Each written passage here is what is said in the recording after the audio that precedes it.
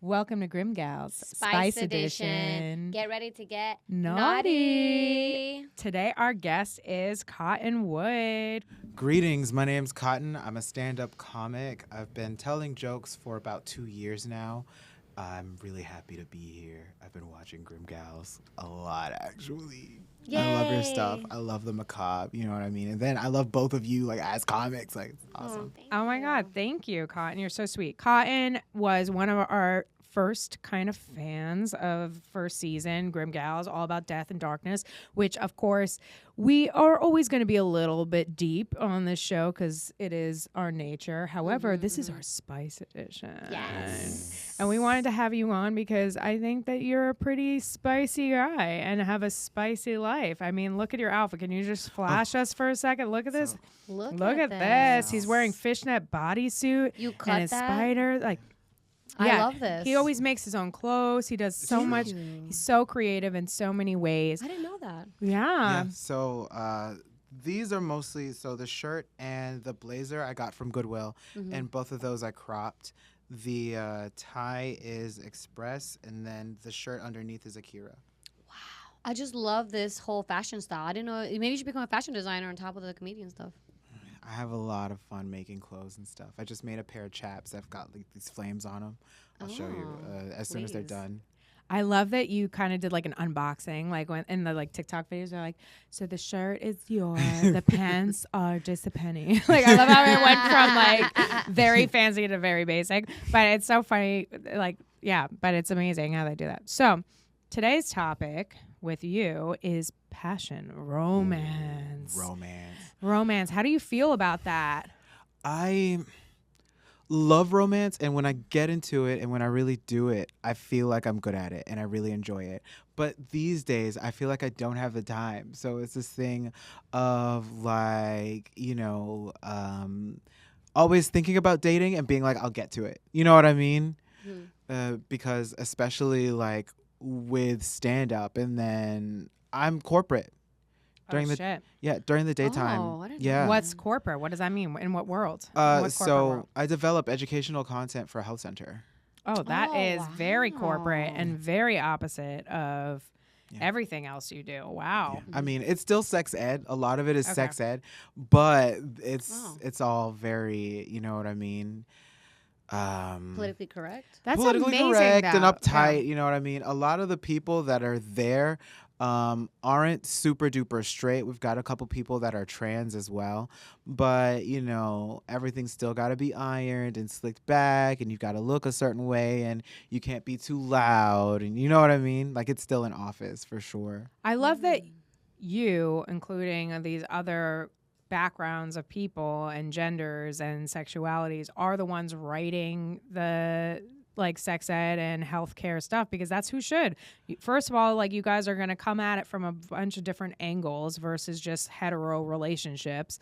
And I feel like it does need to be like something that's spoke about from all types of relationships and people. That's amazing. It takes diversity. Diversity. And for a really long time, it wasn't that way, especially as we have conversations about like the sort of different queer identities that we grow and understand now because we have the language and because, all of the people who might have been having these conversations in like isolated echo chambers of society, because once you deviate, you know what I mean? People push you to the side. Once you deviate, usually you have to go and like be a hermit, and we find out that people have been trans and non-binary and all types of different stuff for thousands and thousands of years. It's just that sometimes in the West, we get caught up in a bubble, especially because the idea of having these two sort of disparate genders is so convenient and easy.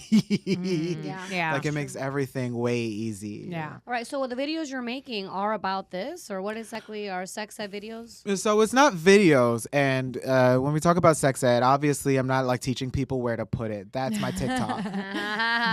You've got to get my Patreon for that.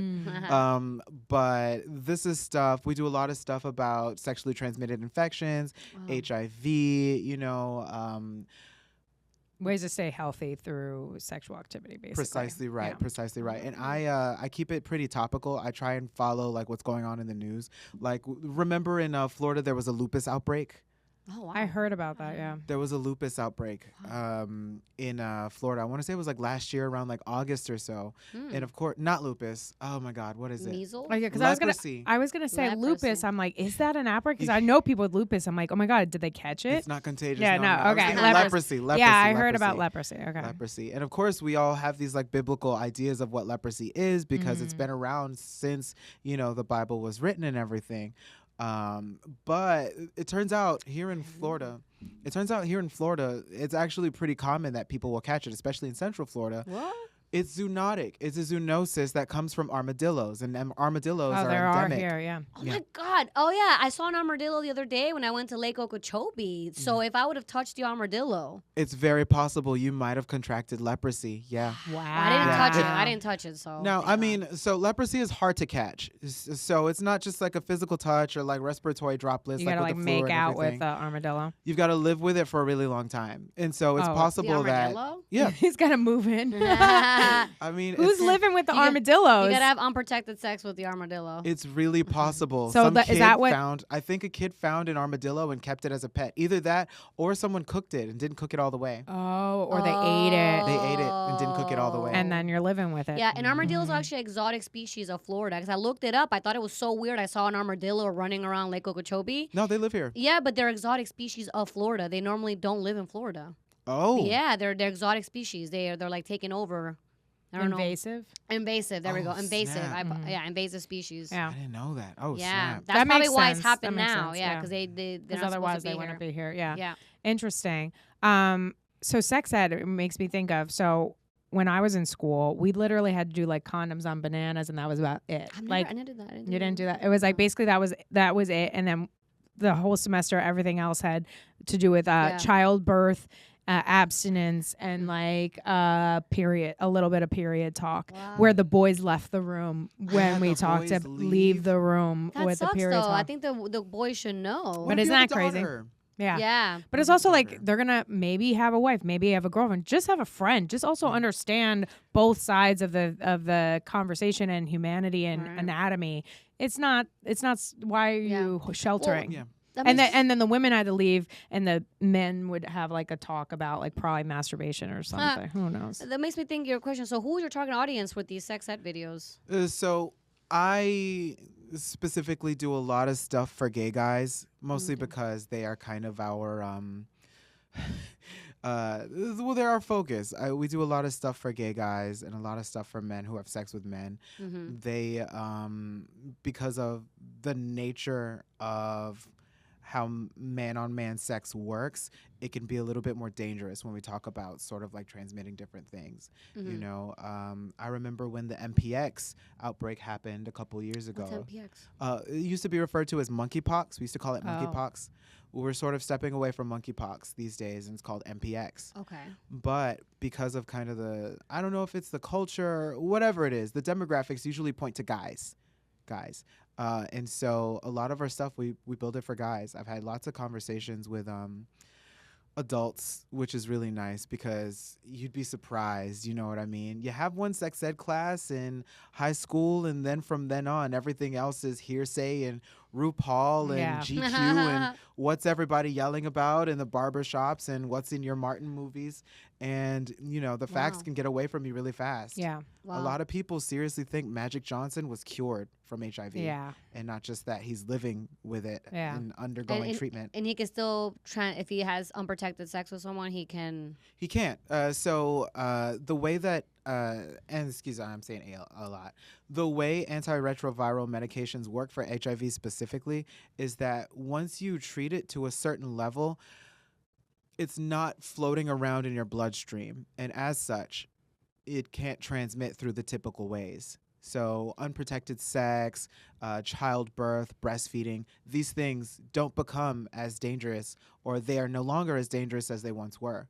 So it's possible Magic Johnson's family, his children, even his wife are all perfectly healthy, even though they've been slamming it raw. So that's pretty amazing. That's so very interesting. can he? Is it So the effects of it, now that he has medication, is he still expected to live as long as he should without it, or is there still a shorter life expectancy with him? It's a chronic illness. It's a chronic illness. So he That lives attacks your his. immune system. Yeah. Mm-hmm, mm-hmm. So it's still affecting his immune system, even with the medication. So it could mean that he might not live as long as he would without it. Oh, well, no. The short answer to your question is yes. His life expectancy becomes normal.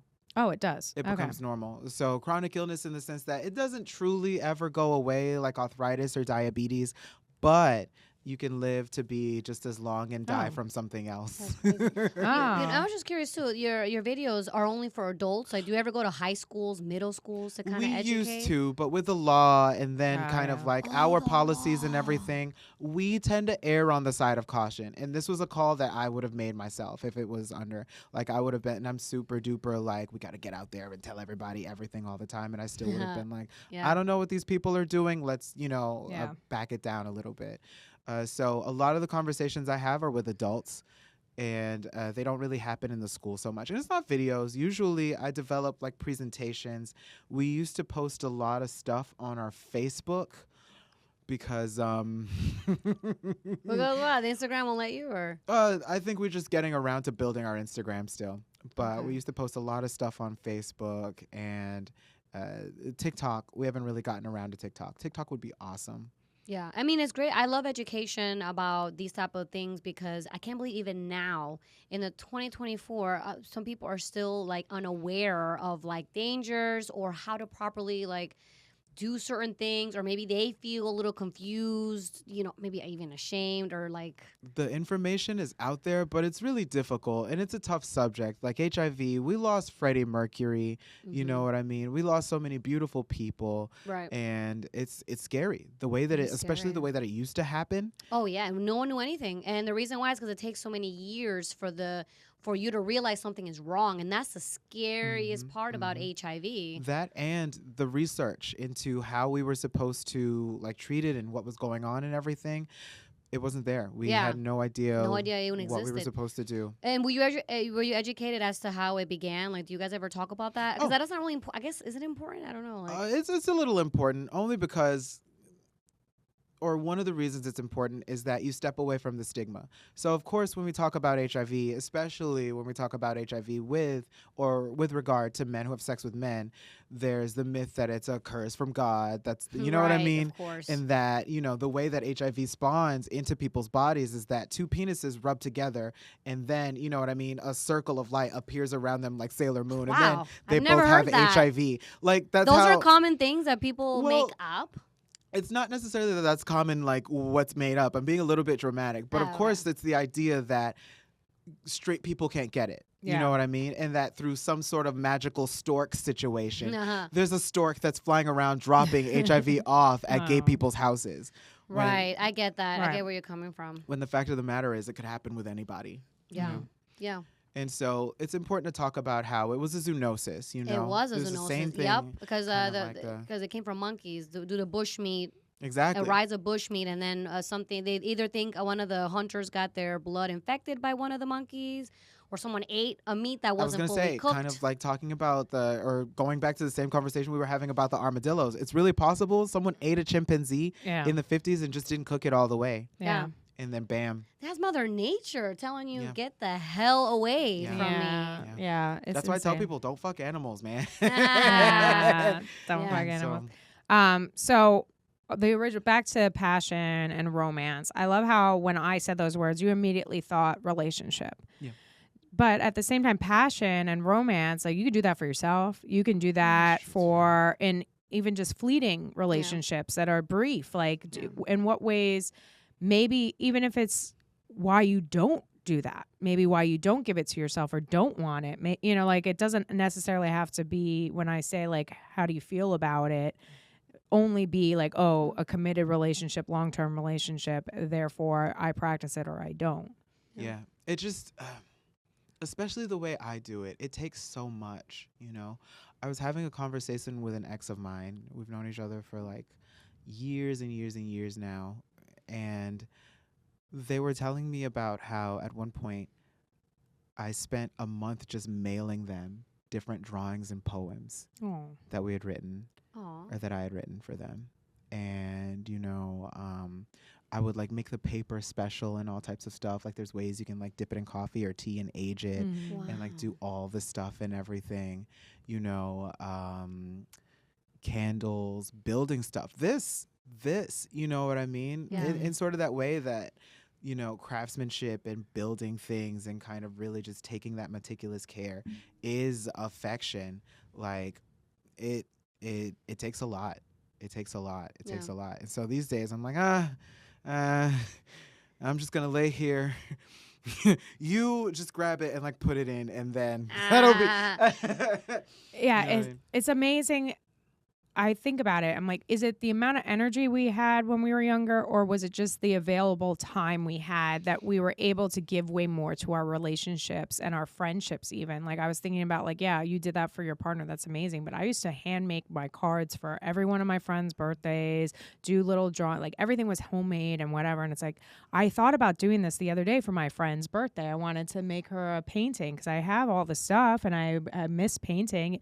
And then the one day I had to do it, it was raining and I was just like, I want to do it outside and now I can't do it outside. And so then I just didn't end up doing it. And then I didn't have time to do it any other time. And I'm like, did I do it because I don't have the energy anymore? Did I not do it because I just don't have the time anymore? No, it's weird because like both of you guys do something that I've done before. When I was younger too, when I was like maybe 10, 11, 12 years old, I would take the time to write out these really long letters to my friends for birthdays. I would make this big, extravagant, gigantic thing. And like, I don't know now, it's like I don't have the bandwidth for it. I mean, I'd like to if my bills were paid and I had all this time, I didn't have to work. I didn't do comedy. Sure, I have the time to do it, but Yeah, no. And then that's the other thing, like, is sort of, this is really just like my thing or whatever, but like, I've got like 6 jobs. Like, Yeah. do you? What? Not like 6 literally, but between teaching and everything, like I was talking about earlier, and then there's stand up. You know what I mean? I started sewing. I did get a machine recently. Oh, nice. So I've been like, I made a pair of chaps. I made a pair of chaps recently. So the cowboys, how they have like the crotchless leather thing yes, that now goes I know over. That's awesome. Made a pair, stoned it. It took years. Oh. It took an entire. It took years? No. I'm being hyperbolic. Yeah, you're drama. I was It's like, drama. yeah. Oh, It yeah. took a day. Thank goodness I had a day off to where I could do it. And this was for a live performance. I actually just did West Palm Beach Pride. Oh, you did? Oh. I Nice. just did West Palm Beach Pride. So March 23rd, March 24th, we had this massive show. It's called the Rhinestone Rave. And so it wasn't like Palm Beach Pride itself, but like an after party just right down the street from where the festivities were held. And so oddly enough, they didn't want stand-up comedy. They wanted music. I've been writing these like parody songs recently, and people were really enjoying them. But especially when you go into gay spaces, there's a little bit more pressure. Yeah. And so everyone looks amazing. I used to hate doing stand-up in gay clubs. I used to hate doing stand-up in gay Really? clubs. Why? I'll tell you why. So there's this woman. She's magnificent. She plays this dance track, right? The beats are pounding and everything's going on. She's covered in glitter and all this stuff. She looks like the Beyonce. She pulls her hair off. There's more hair underneath. She does a cartwheel and then does 2 Cartwheel. flips and then lands in a split. You know what I mean? damn. And then like disappears into some trap door that was underneath the stage the whole time. And then I get on stage in some jeans with my sides shaved and a shirt with no arms, and everyone's like, who's this lesbian? It hurt. And so Aw. Yeah, the I started- theatrics in the gay community and just the standards and levels they hold each other to, themselves to, are much higher than a regular hetero straight. Yeah. I never ima- I Specifically, thought like- you'd be more supported. That's what I figured. I mean, they like my stuff, which is great. I think, the gay people that I've had conversations with, or the queer spaces that I've really been able to delve and do like stand-up comedy, it's been great. I've had wonderful conversations with folk where they really appreciated my stuff, and like we were able to like build and develop stuff together. I do a lot of stuff with Yas at the Villain Theater, the LGBTQI improvisation troupe, right? So it's not like gay people hate me. It's just that there's much higher standards. it's a lot more work. It's a lot more work. And that's really just me trying to rise to the occasion. You know what I mean? Because I don't want to be in jeans when everybody else is like bringing in like hand sewn like wigs from Italy. You know what I mean? Yeah. Well, I guess maybe you learn like maybe next time like amp it up. I guess. Oh, I have been. Yeah. Look at you today. You look amazing. No, thank you. I really appreciate you brought the game in. Yeah. Well, looking at you right now, so the fishnets go to your hands, go to your stomach. Is it a full bodysuit of fishnets? I do own a full bodysuit, but this is not a full bodysuit. So I'm gonna give you a little style tip. It's actually it's stockings. It's a pair of stockings. So this is supposed to go around the legs, but what I did was I cut the crotch out so that there was space for my head, and I just put it over like a shirt. I saw a tip like this on like Got Pinterest. it. So these would be the feet. Mm-hmm. Your arms are the legs, and then what's down your body is the torso, crotch-ish area. Exactly, Okay. Exactly. So it still meets at the waist, Yeah. but it's basically like upside down. Oh, that's perfect, because I was picturing your whole dick and balls just popping through a hole. And I was just like, that is a thong and a half, man. That is, yeah. No, I have one of those, and they do come crotchless, which I found out the hard way. Oh. Doing cold feet, oh my gosh. So did a sketch show called Cold Feet, right? And for one of the scenes, we're doing like a spelling bee, and the person is impersonating Frankenfurter, right? And so I got this Savage Fenty bodysuit, and it's like this really nice like knit lace situation. And what they do is they tear away like these like teacherly like office clothes, and it's the Frankenfurter suit underneath. Fenty, corset, whole situation. I did not find out until the day of our first show that the bodysuit had no crotch. Oh, because you put it on and you're like, what? We did our dress rehearsal, and thank goodness this wasn't like the actual day of the Yeah. you know what I mean, like the actual show itself. And it was just all like swinging free. Yeah. I was like, we gotta go and get some undies right now. Man. Immediately now. However, crotchless tights are everything. Yes. Like especially a for onesie. for To go to the for the bathroom. ladies, because you can always pop it over or whatever. But for us to be able to, Oh, I just let it free. I'm peeing right now. What? You're in a diaper right now? Nope. I love it. You're gonna need a new seat, baby. Oh, no. Oh my God, you're so funny. So let's bring it back to the passion thing. Okay. I love it.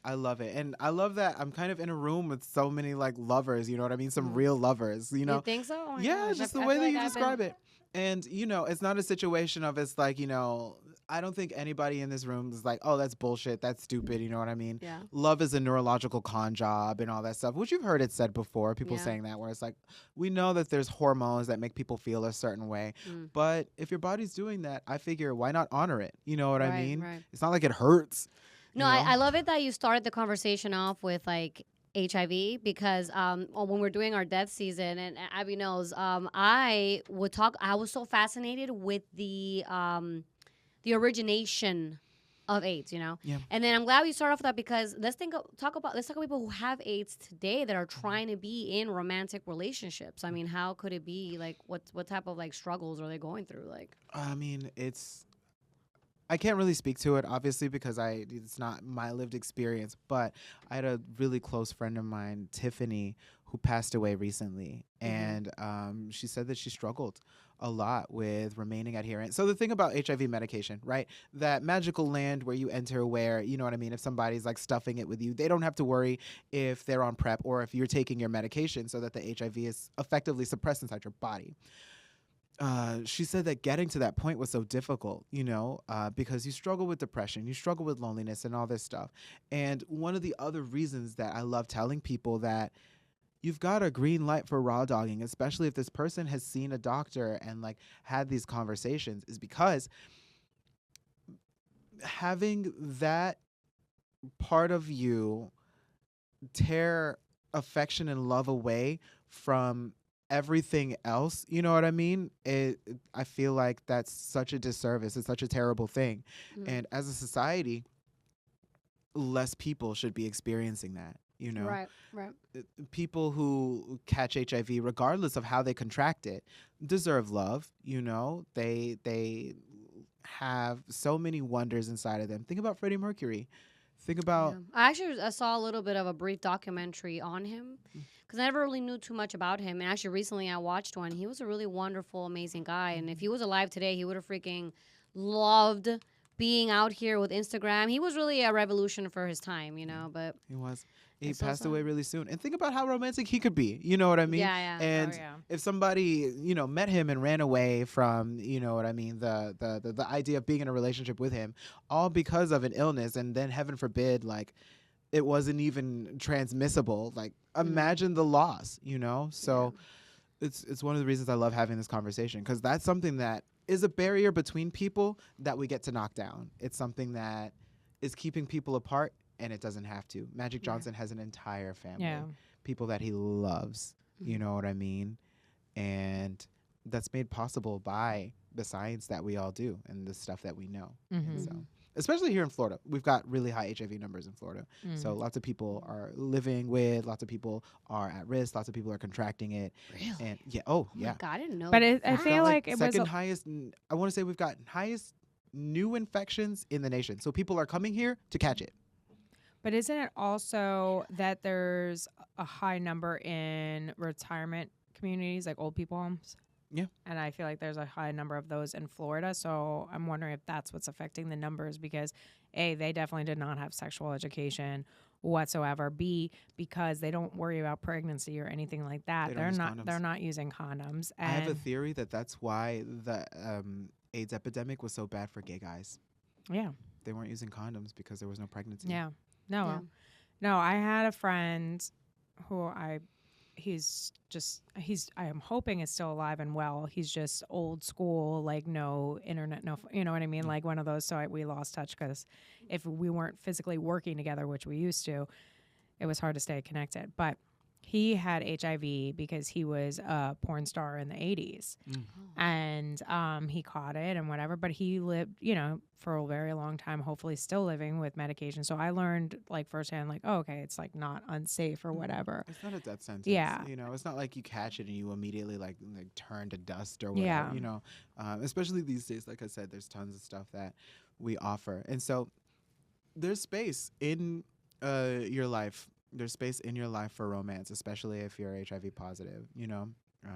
I love how this is what it's turned into. Like, and then we're wearing red, which is like the color. Oh yeah. This is Well, the HIV episode. I love that Cotton's like, I don't like passion or romance, but then he's like, but I'm going to push it off onto the AIDS community. Like I'll if you talk have about AIDS, it for them. you have passion You or can romance. have But it. if you don't worry, you don't have Listen, it. If you have, is this my camera? Yeah. Camera 2. If you have HIV, especially if you're undetectable, you deserve to get spit roasted nightly. Nightly. Do you hear me? What is spit nightly. roasted? You don't know what spit roasted is? Oh my God. So when they spit roast a pig, right, they take a huge steak and they push it through the front and the back of the pig, and then they roll it over a fire so that the entire pig is roasted. So think about like the front hole and then the back hole being spit roasted. You're learning so much, Valeria. You're learning so much. I much. love that you explained it. My It's way better virgin coming from you. ears. Yeah, I Practice, think you I'm a would sex love ed getting teacher. spit roasted. I don't know. Well, it's AIDS Especially talk, I with don't those- anymore. with those Use a pigtails. condom. Get on PrEP. Yeah. Get on PrEP. Everyone just prep for prep. I mean, We're being sponsored by PrEP, everyone. This is the oh my surprise. God.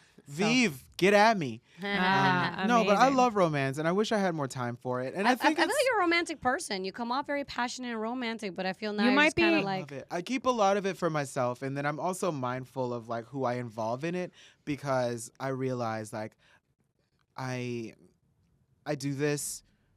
I'm singing now, and then there's all the other stuff that goes on, and so I don't want to welcome someone into a vibe that I can't maintain.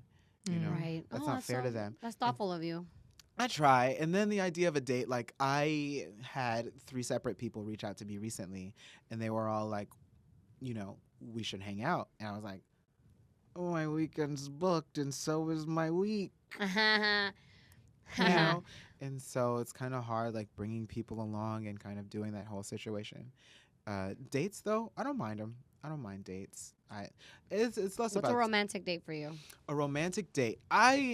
people are gonna talk a lot of shit. I love a movie date.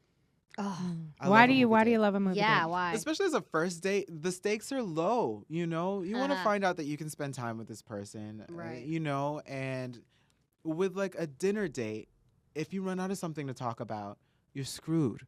Or if you say the wrong thing, you're screwed. You know, and you're looking head on at Yeah, this that's person. actually kind of smart. Mm. I think it's lame as fuck, but I think it's. I pretty would smart. hate a movie date because I don't like watching. I'm so picky with movies, and I don't want to sit there watching a movie. I want to get to know who you are and not waste my time. And then I mean, I don't want to make it like a black thing or whatever, but like I talk during movies, like Oh, no, the worst. especially if we go during a matinee or Yeah, whatever. there's no second date, Cotton. That's all I'm saying. No, it's fun. Like I watched I I watched the Imaginary movie, this movie called Imaginary recently, just came out. Yeah, I have free tickets. We should go. I don't Oh, know, you're not see. gonna want to say it. I'll take somebody else. I'll see. I'll see what it is. It's really Maybe. good. It was really Yeah, good. I The have whole free time I tickets was like, because Riverside, they did a promotion when I was hosting it, Oh, and we no. got free tickets for it. It was awesome. All That right, was- so it's good. you're gonna love it. Okay, cool. You're gonna love it. You're gonna love it. You're gonna love it. Was- Especially if you like horror. I'll look it up. Yeah. I love horror films. Okay. Which is another thing I wanted to tell you all about, a really crazy experience I had with a horror film that ties into romance. But Okay. the whole time we were having this conversation about this movie, you know, I would like whisper with my date and I would be like, this is what's going to happen. This stands for that. You know what I mean? I'm going to try not to spoil it, but a lot of it ends up being like a ruse. You know what I mean? And this person thinks they're safe and they're not. Oh, scary. And So you're whispering to your date what's gonna happen in the movie, or you're like, this is gonna happen to you. No. Whispering what's happening in the movie so that we're kind of like both having this Okay. experience and Yeah. watching this thing happen versus both of us just like staring at a screen. Like it can be an activity where, you know what I mean? It's a conversation of like, what would you do in this situation? Yeah. You know, and then the movie theater wasn't super duper full because we went on like a weekday or whatever. So, you know, you can get a little bit more rowdy without worrying about disturbing other people. Yeah. You know? Okay, I And want to so- hear your horror movie romance thing, unless it's very long. It's not too long. Okay, It's so not too I think long. it sounds like a perfect way of kind of tying this together and closing this out. One movie that puts me in the most romantic mood all the time, Hellraiser. Oh my God, me too. Yeah, Me he too. says some sweet. he Clive says some Barker. off-colored Me shit too. though. He No, says some naughty I love stuff. Hellraiser, and I had a joke about that too. That's a The romantic violins movie. and the pianos and like the gloss over the Yes, screen they're and so the whole s- situation. It's so romantic. And then even the storyline of how she's doing all of this and sacrificing her life and the lives of other people for this Yes, man. Yes, so Come hot. on. But then at the end, she does get fucked over by him, which kind of sucks. But beyond that part is a romantic movie. But he says some crazy ass shit. He says some naughty, dirty stuff. You ever listen to like his opening and everything? of course. I've seen the whole movie. I'm Yeah. obsessed with that movie, love it. Hellraiser. The remake and how they sort of tied it into addiction a was really remake, nice. the Hellraiser? There was a remake in 2022 starring Jamie Clayton as the new Hellraiser. Oh shit! In I the gotta books, watch it. apparently, the hell priest, like the pinhead or whatever, was non-binary. Like they were androgynous, they Okay. were genderless,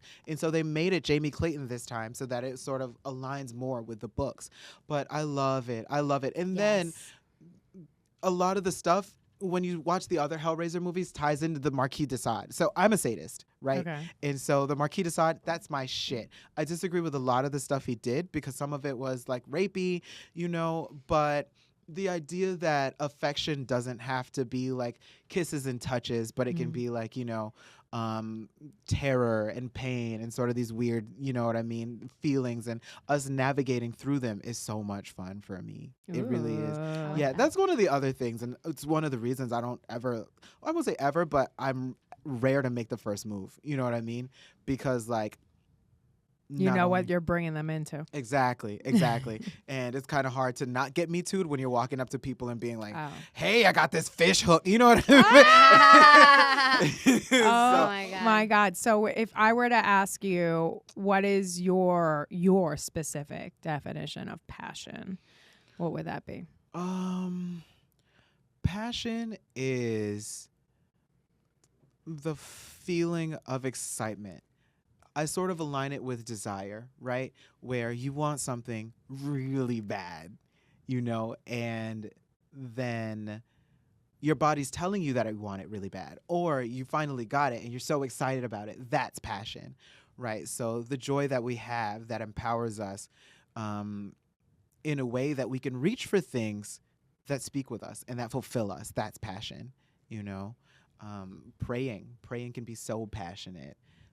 Some people are passionate about cooking. I'm passionate about art. I'm passionate about art in a very real way. I kind of like am in this steamy, hot relationship with bombing on. No, I'm kidding. Not bombing on. No, I do fine. But the steamy, hot relationship with like creating art and sharing it with people and kind of like getting it back and making it better and like doing the whole thing. It's fun. Yeah. I have a great time. I feel like you are having a romance with yourself and your art, and it's beautiful. And we thank you for being on GRIMM GALS Spice Edition. We really love it. So we're going to do our little closer. Do we have time for a shameless plug? We will. So right now, look at your camera and tell them where you can find you, plug what you want. This is not going to be aired for another like 2 months, though. Perfect. Okay. So I'll say Wednesdays, we're at the Sandbox. Wednesdays, we're having an open mic at the Sandbox at 9 p.m. I want you to follow me. Okay. Follow me on Instagram at SmoothJazzOfficial. And that's actually it. Instagram, I'm at SmoothJazzOfficial. And, yep. Perfect. And this is GRIMM GALS Spice Edition. See you next time.